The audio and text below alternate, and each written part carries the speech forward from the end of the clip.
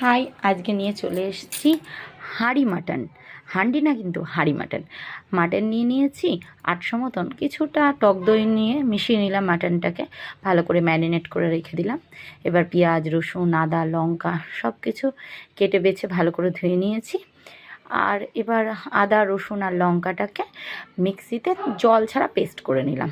এবার কিছুটা সর্ষের তেল গরম করে নিলাম, ভালো করে গরম করে নিলাম। আর পেঁয়াজ কুচি, লবণ, হলুদ আর একটু লঙ্কার গুঁড়ো মিশিয়ে ভালো করে মিশিয়ে নিলাম। এবার ওই বাটনাটাকে ভালো করে ওর সঙ্গে মিশালাম।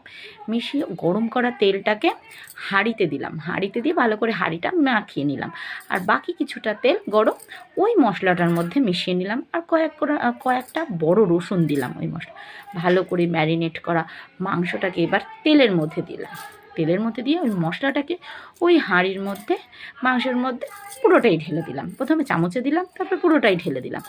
ভালো করে মাখিয়ে নিলাম। চামচে একটু গরম আছে তো তেলটা, হাত দিতে ভয় লাগছে আমার। এবার বাঙালি আলু তো খাবই, আলু দিয়ে দিলাম ওই মাংসের মধ্যে, ভালো করে মিশিয়ে গ্যাসটা জ্বালিয়ে দিয়েছি। এবার একটু বুদবুদি উঠবে যখন, তখন ঢেকে দেবো। আর রান্নাটা আস্তে আস্তে হবে। আমি 15 মিনিট অন্তর অন্তর বারবার হাঁড়িটাকে নাড়িয়ে দিয়েছি। এবার 1 ঘন্টা 10-15 মিনিটের মাথায় গ্যাস বন্ধ করে দিয়েছি। দেখো দারুণ হয়েছে, যেমন খেতে হয়েছে তেমন দেখতে হয়েছে। ইয়ামি ইয়ামি টেস্টি, আমার তো খুব ভালো লেগেছে। আর কি দারুণ সিদ্ধ হয়েছে, তোমরা একবার ট্রাই করে দেখতে পারো।